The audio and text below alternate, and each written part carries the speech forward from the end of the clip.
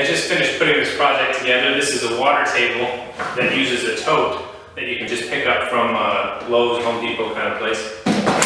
Set inside of a wooden frame. The frame is very simple. There's just two side pieces, two end pieces, and some feet on each corner. And on the inside I put a couple braces to help hold up the tote. I expect it'll get pretty heavy when we fill it with water. I'm going to show you how to make this, and then I'm going to show you what it looks like when I'm all done. I'm planning to stain it and waterproof it a little bit before I actually put it into use. Check it out.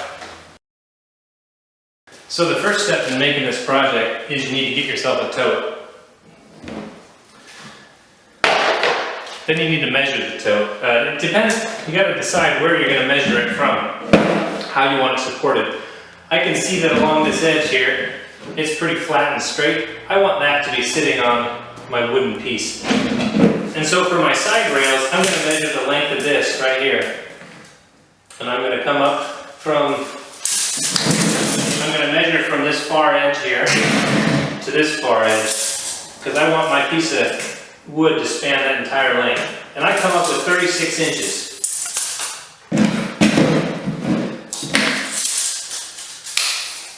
Then I want to measure over here as well, from this far edge to this far edge. And I'm going to come up with about 16 and a half inches. The tricky part here is when you put the side rail, this is easier if I have two pieces of wood to explain it.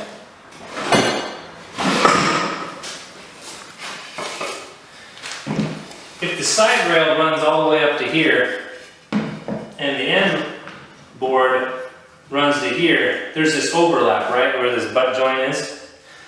You have to decide if you want the end piece to be on the inside or the outside of the side piece, right? I recommend you measure the full distance on each dimension of your tote, but then you have to decide, and once you make that decision, I decided my end piece was going to be inside my side piece like this. So I needed to subtract off my width two of these thicknesses of my boards, one for this side, one for this side, so that my end piece only spanned that distance in between them. Otherwise you end up with a water table that's going to be a little bit too big. And you don't want gaps in this thing, because if kids get their fingers in there, they can get them pinched. So you want a good fit. So this is what the table looks like, just a PowerPoint drawing to give you guys a better idea. First, you have the two side pieces, which are marked here. The dimensions that I'm showing are for the 52-quart hefty tote that I used in my build. Yours might be slightly different, but here they are for those following with the same tote.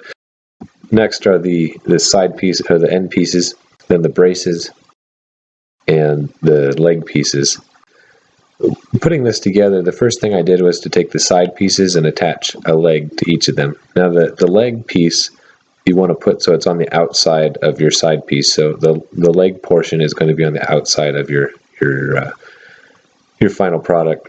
When you put the screws in, you want to put the screws in going from the inside to the outside, so that the screws are kind of hidden. You know, when you're just seeing the table, you don't see all the screws.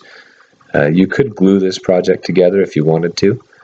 I chose to use screws because I wanted to be able to take it apart again and store it, maybe for the winter, if it goes over pretty well with the kids. Before you put any screws into this piece, you want to add a pilot hole, and that's going to keep the wood from splitting when you add the screw. If you don't do it, you run a really big risk of splitting the board. I've done it many times when I thought I really didn't need a pilot hole.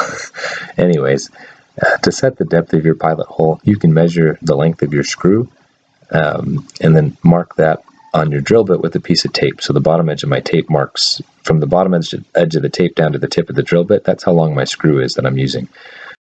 When you do that, you can very quickly drill a bunch of holes without worrying about going too deep or too shallow. Once you've added your screws to the side pieces to join the leg piece on, they'll look like this. Next thing to do is add the other leg piece on each corner. And to do that, I make a butt joint where the two leg pieces overlap, and I put a few screws in along the length of it. And then I add a couple more screws into the side panel, so like through your leg that you're just adding into the side of the side piece. Now the piece should be freestanding. Well, the next thing I guess is to add the end pieces. And to do that, I found it easier to flip the piece up, flip the side board with the legs up on its end, and then just kneel on the ground and put in one end board, flip it over, and do the other end board. To add the braces, what I found worked really well was to actually put the tote into the frame, and you can check now that your frame is pretty snug up against your tote. You don't want it to be too tight, and you don't want to have to force it in. You want it to just slide in, but to not move around much once it's in. But once you've verified that your fit is good, take the whole piece with the tote in it, flip it upside down, and then you can put the braces on the bottom side of the tote. And where they fall is where they need to be to support the weight of the tote. I found it useful to use a couple of clamps to hold this braces to the side pieces when I added my screws. And once you've done that, flip it back over and you're done. That's the water table. To make it a little bit nicer, you could sand it down and then add some stain. That's what I ended up doing. I used a dark walnut minwax stain, and I also used a preconditioner. When I applied the stain, I used a sponge. I liked the sponge because I could apply the stain, but also kind of pick up the excess so it didn't stain it as dark. I'd worked on some other projects where this same stain came out quite a bit darker on these same pieces of wood. So I really like how this turned out.